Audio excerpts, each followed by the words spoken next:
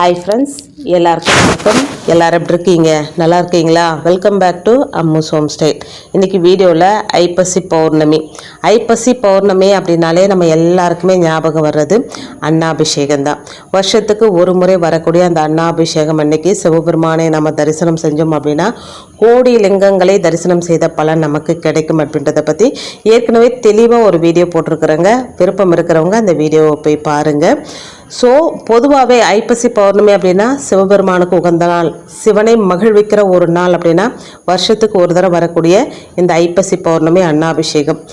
ஆனால் அன்னைக்கு முருகப்பெருமானை நம்ம வழிபாடு செஞ்சால் அதே மாதிரி கோடி லிங்கங்களை தரிசனம் செய்த பலன் எப்படி நமக்கு கிடைக்குமோ அதே போல தாங்க முருகப்பெருமானை இந்த பொருட்களை வச்சு வாங்கி வழிபாடு செய்யும்போது கோடி முறை முருகப்பெருமானை தரிசனம் செய்த பலன் நமக்கு கிடைக்கும் அப்படின்னு சொல்லப்படுதுங்க. அதை பற்றி தான் இன்றைக்கி வீடியோவில் தெளிவாக தெரிஞ்சுக்க போகிறோம். வீடியோவை ஸ்கிப் பண்ணாமல் ஃபுல்லாக பாருங்கள். பல பயனுள்ள தகவல்கள் இந்த வீடியோவில் உங்களுக்கு கிடைக்குங்க. வீடியோவில் நான் சொல்கிற விஷயங்கள்லாம் உங்களுக்கு பிடிச்சிருந்தது அப்படின்னா ப்ளீஸ் சேனலுக்கு சப்ஸ்கிரைப் பண்ணி சப்போர்ட் பண்ணுங்கள். ரொம்ப பிடிச்சிருந்தது அப்படின்னா உங்கள் ஃப்ரெண்ட்ஸ் அண்ட் ஃபேமிலிக்கும் ஷேர் பண்ணி விடுங்க. இப்போ வாங்க வீடியோக்குள்ளே போகலாம். பௌர்ணமி வழிபாடுகளில் ஐப்பசி மாத பௌர்ணமிக்கு தனி சிறப்பு இருக்குங்க. இது ஆன்மீக சிறப்பும் பல மடங்கு பலன்களை அள்ளித்தரும் அற்புதமான நாளாகவும் சொல்லப்பட்டிருக்குங்க. இந்த நாளில் நாம் செய்யப்படும் வழிபாடுகள் மட்டும் இல்லைங்க, சில எளிமையான பரிகாரங்களும் கூட வாழ்க்கையில் இருக்கிற துன்பங்கள் எல்லாத்தையுமே நீக்கி குறைவில்லாத செல்வ செழிப்பை ஏற்படுத்தும் அப்படின்றதும் ஒரு நம்பிக்கைங்க. ஐப்பசி பௌர்ணமி அப்படின்றது வருஷத்துக்கு ஒரு முறை சிவபெருமானுக்கு அன்னாபிஷேகம் நடத்தப்படும் தினம் அப்படின்றது நம்ம எல்லாருக்குமே தெரிஞ்ச விஷயம். சிவபெருமானே இந்த உலகத்தில் இருக்கிற எல்லா உயிருக்கும் தந்தையாக இருக்கிறதுனால இந்த நாளை சிவபெருமானுடைய லிங்க திருமேனியை முழுவதுமாக அன்னத்தால் மூடி அபிஷேகம் செய்கிறாங்க. அந்த அன்னத்தை பக்தர்கள் எல்லாருக்குமே பிரசாதமாக கொடுப்பாங்க. அந்த பிரசாதம் கிடைக்கிறது அப்படின்றது கோடி பலன் நமக்கு கிடைக்குங்க. நமக்கு அதில் ஒரு பருக்க பிரசாதமாக கிடைச்சா கூட நம்ம புண்ணியம் செஞ்சவங்க தான். 7 தலைமுறைக்கும் நமக்கு அன்ன தோஷமே வராது, அன்ன தரித்திரமே வராது அப்படின்னு கூட சொல்லுவாங்க. அன்னாபிஷேகம் தரிசனத்தை பார்க்கறதுனால கோடி லிங்கங்களை ஒரே நேரத்தில் தரிசித்த அற்புதமான பலன் கிடைக்கும் அப்படின்றதும் நம்பிக்கைங்க. ஐப்பசி மாத பௌர்ணமியில் தான் சந்திர பகவான் தன்னுடைய சாபம் முழுமையாக நீங்கி முழு ஒளியையும் பூமியின் மீது விழச் செய்து முழு பிரகாசத்தோட காட்சி தருவதாக சொல்லப்படுதுங்க.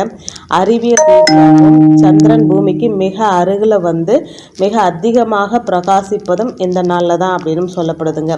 இந்த நாள் சிவனுக்கு மட்டுமில்லைங்க, முருகப்பெருமானுக்கும் ரொம்ப ரொம்ப உகந்த நாளுங்க.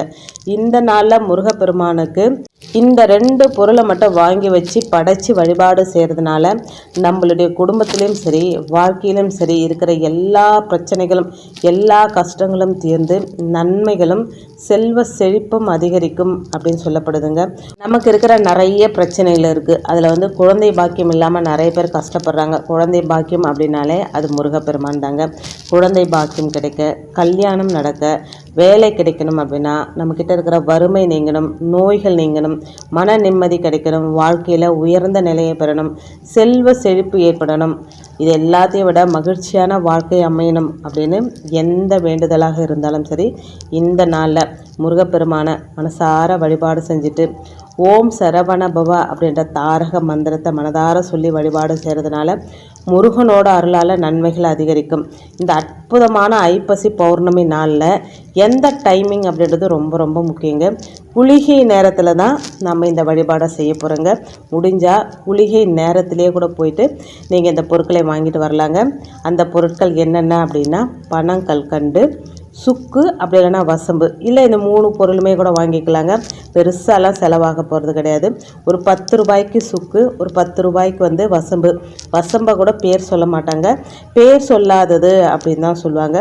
பனங்கல்கண்டு ஒரு 10 ரூபா, ஒரு 30 ரூபாய்க்கு இந்த பொருளை வாங்கிட்டு முருகப்பெருமானுக்கு படைச்சி வழிபாடு செய்கிறதுனால நம்மளுடைய வாழ்க்கையில் இருக்கிற கஷ்டங்கள் அனைத்துமே கரைந்து போயிடும் அப்படின்னும் சொல்லப்படுதுங்க. சுக்குக்கு மிஞ்சிய மருந்தும் இல்லை, சுப்பிரமணியனுக்கு மிஞ்சிய தெய்வமும் இல்லை அப்படின்னு சொல்லுவாங்க. அப்படிப்பட்ட சுக்கு சுப்பிரமணிய கடவுளுக்கு படைச்சு வழிபடுவது ரொம்ப ரொம்ப சிறப்பானதுங்க. பனங்கல்கண்டுக்கு மருத்துவ குணம் மட்டும் இல்லைங்க, அளவில்லாத நன்மைகளை தரும் குணமும் உண்டுங்க. நேரங்களில் ராகு காலம் யமகண்டம் போல் கிடையாதுங்க இந்த குளிகை நேரம். இந்த குளிகை நேரத்தை பற்றி நிறைய பேர் கேள்விப்பட்டிருப்பீங்க. இதை பற்றின டீட்டெயில் வீடியோவும் நம்ம சேனலில் இருக்குங்க, விருப்பம் இருந்தால் பாருங்கள். குளிகை நேரம் அப்படின்றது ஒரு நாளில் ராகு காலம் யமகண்டம் எப்படி வருதோ அதே போல் குளிகை நேரமும் வருங்க. அந்த குளிகை நேரத்தில் எந்த ஒரு நல்ல விஷயத்தை நம்ம செஞ்சாலும் தொடங்கினாலும் அது திரும்ப திரும்ப திரும்ப அதை நம்ம செய்வோம். அந்த நேரத்தில் கெட்ட விஷயங்களை செய்யக்கூடாது. கெட்ட விஷயங்கள் அப்படின்னா கடன் வாங்கிறது, நகை அடமானம் வைக்கிறது, வீட்டை அடிக்கிறது, இல்லை யாராவது இறந்துட்டாங்கன்னா குளிகை டைமில் எடுக்கிறது, காரியம் தவசம் பண்ணுறது, இந்த மாதிரி விஷயங்களே நம்ம பண்ணக்கூடாது. ஏன்னா அது திரும்ப திரும்ப நடக்கும் அப்படின்றது ஒரு நம்பிக்கைங்க. என்னென்ன விஷயங்கள் பண்ணலாம் அப்படின்னா, கடனை திருப்பி கொடுக்கலாம், நகை வாங்கலாம், வீடு வாங்கலாம், காரு வாங்கலாம். இந்த மாதிரி நல்ல விஷயங்களை நம்ம தொடர்ந்து செய்கிறதுனால திரும்ப திரும்ப திரும்ப அதை நம்ம செய்வோம் அப்படின்றது ஒரு நம்பிக்கைங்க. நமக்கு இந்த ஐப்பசி பௌர்ணமி புதன்கிழமை அன்னைக்கு வருதுங்க. புதன்கிழமை அன்னைக்கு குளிகை நேரம் 10:12. இந்த டைமிங்கில் கடையில் போயிட்டு இந்த 3 பொருளையோ இல்லை இந்த 3 பொருள் கிடைக்கலனா கூட பனங்கல்கண்டு, சுக்கு இருந்தால் சுக்கு வாங்கிக்கோங்க, சுக்கு இல்லாத பட்சத்தில் வசம்பு, இது ரெண்டுத்தில் ஏதாவது ஒன்று வாங்கிட்டு வச்சு கூட வழிபாடு செஞ்சுக்கலாங்க. பொதுவாக ஒவ்வொரு கிழமையிலும் இந்த குளிகை டைம் அப்படின்றது வருங்க. ஞாயிற்றுக்கிழமை குளிகை டைம் 3:04, திங்கட்கிழமை 1:03, செவ்வாய்க்கிழமை 12:01, புதன்கிழமை 10:12, வியாழக்கிழமை 9:10, வெள்ளிக்கிழமை 7:09, சனிக்கிழமை 6:07. எல்லார் வீட்லேயும் கேலண்டர் இருக்கும். அந்த கேலண்டரில் இந்த குளிகை டைம் இருக்குங்க. நல்ல விஷயத்தை நீங்கள் எப்போ ஸ்டார்ட் பண்ணுறீங்களோ இந்த குளிகை டைமில் ஸ்டார்ட் பண்ணலாங்க. இப்போ நம்ம ஏதாவது ஒரு சேவிங்ஸ் ஆரம்பிக்க போகிறோம், பேங்க்லையாக இருந்தாலும் சரி, வீட்லையாக இருந்தாலும் சரி, இந்த டைமிங்கில் ஆரம்பித்து பாருங்கள், நம்மக்கிட்ட பணம் சேர்ந்துக்கிட்டே இருக்கும் அப்படின்றது ஒரு நம்பிக்கைங்க. இப்போ நகை விற்கிற விலையெல்லாம் நம்மளால் நகைலாம் வாங்க முடியாது. சப்போஸ் நம்ம இப்போ கல்யாணம் வச்சுருக்குறோம், இல்லை வேறு ஏதாவது ஒரு அலுவல் வச்சுருக்குறோம், நகை வாங்கியே ஆகணும்னா குளிகை டைமில், அதுவும் வியாழக்கிழமையில் வர குளிகை டைமில் போயிட்டு வாங்கி பாருங்கள். வியாழக்கிழமை குரு பகவானுக்குரியது. அந்த நாளில் அந்த குளிகை டைமில் போயிட்டு வாங்கும்போது தங்கம் சேரும் அப்படின்றத ஒரு நம்பிக்கைங்க. விருப்பம் இருக்கிறவங்க இந்த டிப்ஸை ஃபாலோ பண்ணிக்கோங்க. அதே போல் பேர் சொல்லாதது அப்படின்னு சொல்லப்படுகிற அந்த வசம்பு எல்லார் வீட்டிலும் கண்டிப்பாக இருக்க வேண்டிய ஒரு பொருளுங்க. கிராமத்தில் குழந்தைங்க இருக்கிற வீட்டிலலாம் இந்த பேர் சொல்லாததை வச்சுருப்பாங்க.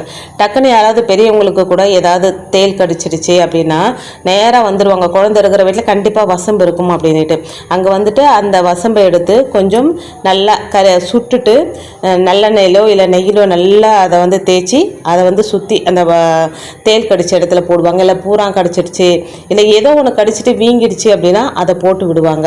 அதே போல் நம்ம ஏதாவது ஒரு விஷயமா வெளியே போகிறோம், நல்ல விஷயமா வெளியே போகிறோம் அப்படின்னா இந்த வசம்பை சுட்டு கறியாக்கி அதே போல் நெய்யில் நல்லா குழைச்சி நெத்தியில் இட்டுட்டு போனோம் அப்படின்னா போகிற காரியம் ஜெயம் உண்டாகுங்க.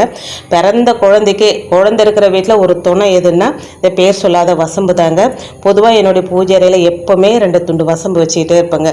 முருகப்பெருமானோட அருள் மீண்டும் மீண்டும் நமக்கு கிடைத்து நன்மைகள் அதிகரிக்கவும் செல்வங்கள் பெருகி கொண்டே இருக்கவும் ஐப்பசி பௌர்ணமி நாளில் குறிப்பாக இந்த குளிகை நேரத்தில் இந்த வழிபாட்டினை செய்கிறது ரொம்ப ரொம்ப சிறப்புங்க. இப்போ நிறைய பேர் கேட்கலாம், புதன்கிழமை ஆஃபீஸ் டைமு எங்களால் செய்ய முடியல, நாங்கள் என்ன பண்ணுறது அப்படின்னா, அந்த மாதிரி தவிர்க்க முடியாத காரணங்கள் இருக்கிறவங்க மட்டுமே நீங்கள் ஆஃபீஸ் விட்டு வரும்போது இந்த பொருளை வாங்கும்போது முக்கியமான விஷயம் என்னென்னா பேரம் பேசக்கூடாதுங்க. அவங்க என்ன விலை சொல்கிறாங்களோ அந்த விலை சொல்லிட்டு தான் வாங்கிட்டு வரணும். சில பொருட்களை பேரமே பேசக்கூடாது. அதில் முக்கியமான பொருள் சுக்கு, வசம்பு, வெத்தலைப்பாக்கு, பூவு, எலுமிச்சம்பழம், இதுக்கெல்லாம் பேரம் பேசக்கூடாதுங்க. பேரம் பேசாமல் வாங்கிட்டு வச்சு வழிபாடு செய்யுங்க. கண்டிப்பாக நல்ல பலன் கிடைக்குங்க. வழிபாடு செஞ்சு முடிச்சுட்டு அந்த கற்கண்டு, பனங்கல்கண்டு, வசம்பு, சுக்கு இதை நம்ம சமையலுக்கு பயன்படுத்திக்கலாங்க. வசம்பு நம்ம பூஜை அறையிலே வச்சுக்கலாம். எப்போல்லாம் நமக்கு தேவையோ அப்போ சுட்டு கறியாக்கி அதை பயன்படுத்திக்கலாம். இல்லை டைம் இருக்குது அப்படின்ற பட்சத்தில் ஒரு அகல் விளக்கு நெய் தீபமாக ஏற்றி அதை சுட்டு கறியாக்கி நல்லா குழைச்சி ஒரு டப்பாவில் போட்டு வச்சிடலாங்க. அது கூட ஒரு பிஞ்ச் அளவுக்கு நீங்கள் வாசனை பொருள் ஜவ்வாது கலந்துக்கோங்க. வச்சுக்கும் போது நல்லா வாசனையாக இருக்குங்க. தினம் தினம் வீட்டில் இருக்கிற எல்லாருமே இந்த திலகத்தை நெத்தியில் வைக்கும்போது காரிய வெற்றி உண்டாகுங்க. ஸோ அந்த ஐப்பசி மாத பௌர்ணமியில் அந்த நேரத்தை மிஸ் பண்ணாமல் எளிமையாக கிடைக்கிற அந்த பொருளை வச்சு வாங்கி வழிபாடு செய்யுங்க. கண்டிப்பாக நல்லதே நடக்குங்க. ஐப்பசி மாத பௌர்ணமி சிவபெருமானை மகிழ்விக்கிற ஒரு நாள். ஒரு சிலர் சொல்லுவாங்க சிவன் வேறு முருகன் வேறு இல்லை அப்படின்னு சொல்லுவாங்க. இந்த நாளில் இந்த ஒரு வழிபாட்டை செஞ்சு பாருங்கள். 2 பேரோட அருளும் பரிபூரணமாக கிடைக்குங்க. கோவிலுக்கு போயிட்டு அன்னாபிஷேக தரிசனத்தை கண்குளிர தரிசனம் பண்ணுங்கள். அதில் கிடைக்கிற அந்த அன்னத்தை கொண்டு வந்து நீங்களும் சாப்பிட்டு வீட்டில் இருக்கிறவங்களுக்கும் கொடுங்க. உங்களால் முடியும் அப்படின்னா 1 கிலோ அரிசியாவது வாங்கி அன்னாபிஷேகத்துக்கு கொடுங்க. 7 தலைமுறைக்கும் அன்ன தரித்திரம் அப்படின்றது வரவே வராதுங்க. இன்றைக்கி நிறைய விஷயங்கள் உங்களோட ஷேர் பண்ணிக்கிட்டது உண்மையிலே எனக்கு ரொம்ப ரொம்ப சந்தோஷங்க. வீடியோவில் நான் சொன்ன விஷயங்கள்லாம் உங்களுக்கு பிடிச்சிருந்தது அப்படின்னா ப்ளீஸ் சேனலுக்கு சப்ஸ்கிரைப் பண்ணி சப்போர்ட் பண்ணுங்கள். கண்டிப்பாக இந்த வீடியோ உங்கள் ஃப்ரெண்ட்ஸ் அண்ட் ஃபேமிலிக்கும் ஷேர் பண்ணி விடுங்க, அவங்களும் பலனடையட்டும். இன்னொரு எளிமையான ஆன்மீக தகவலோடு உங்களை சந்திக்கிறேன். அது வரைக்கும் நன்றியும் வணக்கமும். Take care and bye friends.